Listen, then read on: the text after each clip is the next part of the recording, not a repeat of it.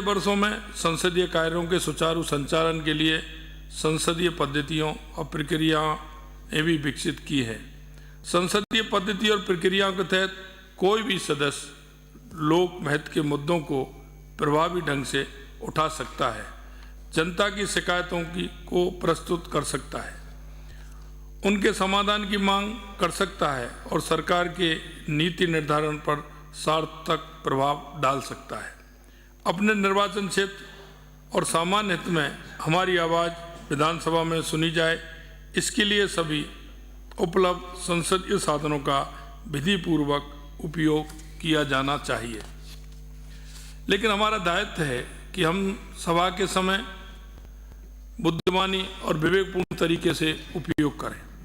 विधानसभा का समय बहुमूल्य है और इसके कामकाज का असर करोड़ों लोगों के जीवन पर पड़ता है।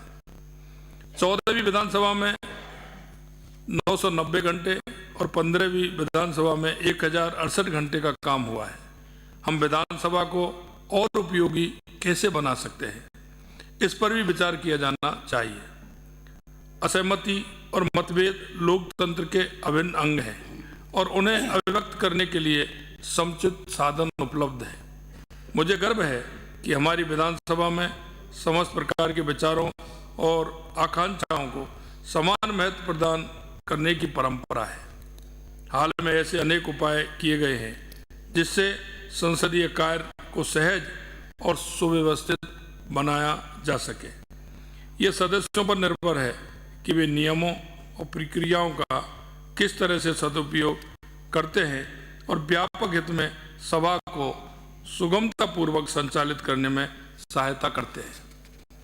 कई नई परिपाटियां और पद्धतियां भी विकसित हुई हैं, जिनके रूबरू होना जनप्रतिनिधियों के लिए बहुत जरूरी है।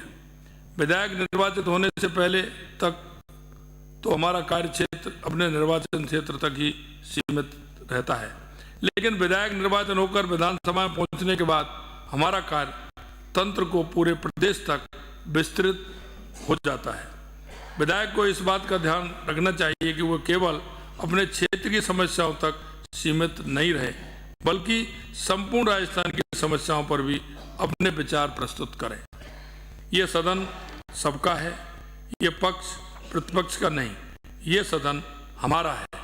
ये सदन एक ऐसा मंच है जहाँ जनता की अपेक्षाओं को प्रभावी ढंग से उठाकर अपनी भूमिका अदा कर सकते हैं।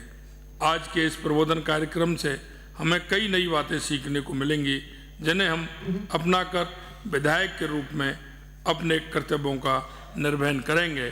अंत में मैं आप सभी का बहुत बहुत स्वागत और अभिनंदन करता हूं। मकर संक्रांति